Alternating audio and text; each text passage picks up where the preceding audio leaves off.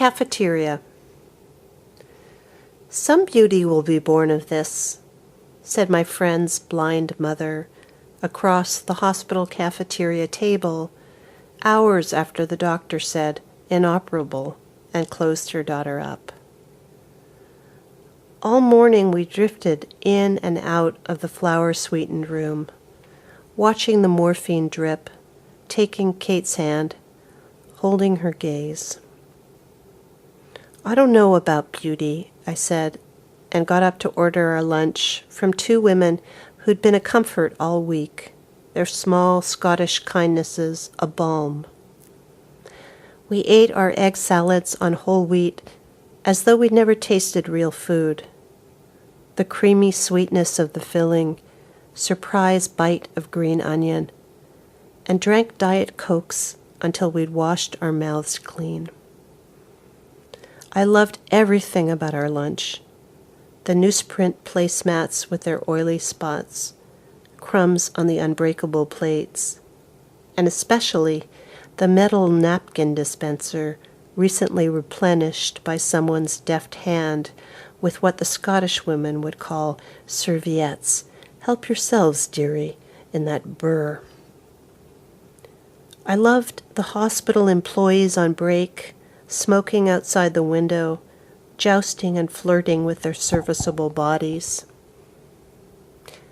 I loved Edgar Jones, the deaf man interviewed on the radio last night, a music archivist who says it doesn't matter if he can't hear anymore, he still feels the way he did when he first heard Sibelius. "It's in my heart, you understand?"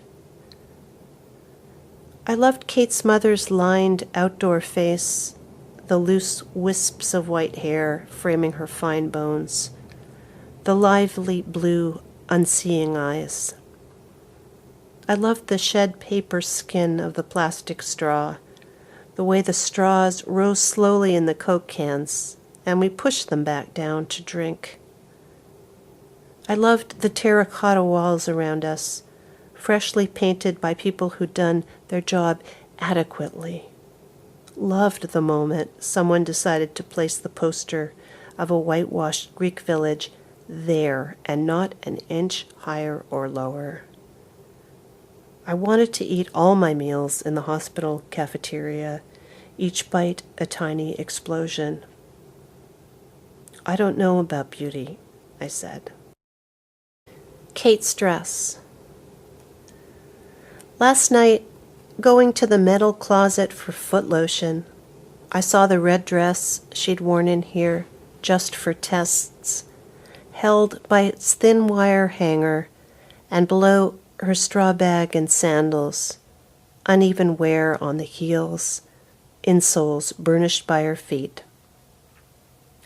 It seemed one sleeve of the dress had just dropped the straw bag and would soon sweep it up again because the light was changing, because it was time, and there were errands before the traffic, or she just stopped in because we were always stopping in on the way somewhere else, that breathless exchange at departure, the feel of her narrow shoulders through the red dress before she let go and reached down for her purse. Nancy. We'd argued that night. There'd been tears, and as the car pulled out, the only sounds were our seatbelt tongues clicking into their holders. Then a shout, and a dapper man in a good suit, probably 65, ran over, one hand high, and spoke into his tiny folding phone. "Nancy, I found a place. Just drive around the corner. Look left. I'm here. I'm holding it." And you, always the patient, kind one, always quick to laugh, just drove away from how his face lit that patch of claimed asphalt, expecting her Camry.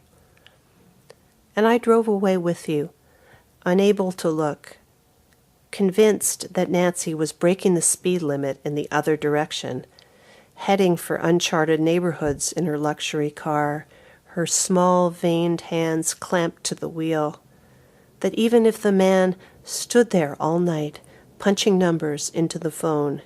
Nancy had other plans. Nancy was out of here. Nancy had gone downtown. Perceived threat. I am the odorless gas seeping up from the cellar to fold you and your children in my arms and take you down. I am the car that comes from nowhere, just as your dog recognizes the dog across the street and runs for it. I am every interruption between here and there, every dreaded phone call, leak in your heart, snag in your stocking. I am your sensitive tooth, the worn enamel, the nerve.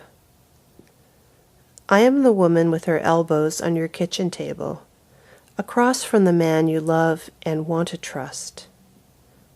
The three of us are eating nachos. He leans forward. Raft. A boy kills himself at 15, and it takes his sister most of a life to emerge from those deep waters, something always sucking her under. She'd just begun to slip out of that old wet dress when she wrote her brother an elegy offering him rest.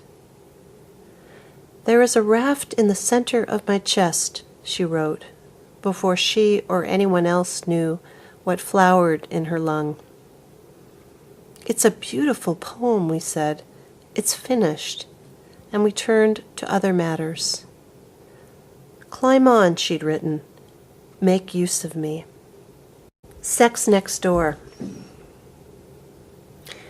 It's rare, slow as a creaking of oars, and she is so frail and short of breath on the street, the stairs, tiny, Lilliputian, one wonders how they do it. So, wakened by the shiftings of their bed nudging our shared wall as a boat rubs its pilings, I want it to continue before her awful, hollow coughing fit begins.